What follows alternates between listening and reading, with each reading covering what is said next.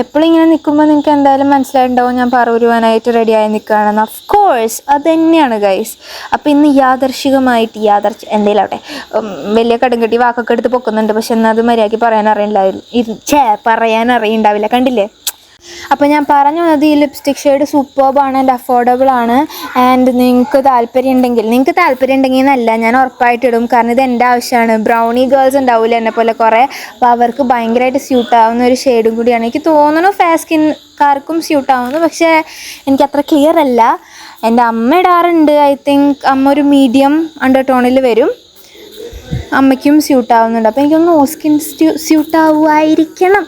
അപ്പോൾ ഞാൻ പറഞ്ഞു വന്നത്, നമ്മൾ കം ടു ദ പോയിൻ്റാണ്. നമ്മൾ പറൂർ പോകുന്ന കാര്യമാണ് പറഞ്ഞത്. പറൂർ വലിയ ആവശ്യത്തിനൊന്നുമല്ല പോണേ, ചെറിയ ചെറിയ സാധനങ്ങൾ വാങ്ങിക്കാനാണ്. പക്ഷെ അതെൻ്റെ ആവശ്യമായതുകൊണ്ട്, വീഡിയോ എടുക്കേണ്ടത് എൻ്റെ ആവശ്യമായതുകൊണ്ട് മാത്രം ഞാൻ വീഡിയോ ഇടുന്നു എന്നുള്ളൂ. വീഡിയോ ഒക്കെ വേണ്ടേ കുറച്ചൊക്കെ ഇടാനായിട്ട്. പിന്നെ എനിക്ക് മടിയുമാണ് വീഡിയോ എടുക്കാൻ. ഇപ്പം ക്ലാസ്സും തുടങ്ങിയല്ലോ.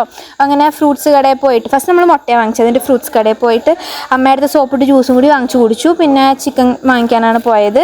പിന്നെ രാത്രി ചിക്കൻ കറിയാണ് ഉറപ്പാണ്. അങ്ങനെ പിന്നെ ഈ വീഡിയോയിൽ എൻ്റെ പകുതിയൊക്കെ കാണുള്ളൂ, ബിക്കോസ് എനിക്ക് അറിഞ്ഞൂടാ എന്താ ഞാൻ അങ്ങനെ എടുത്തതെന്ന്. എന്തായാലും പോട്ടെ. അപ്പോൾ അത്രയേ ഉള്ളൂ. ബൈ.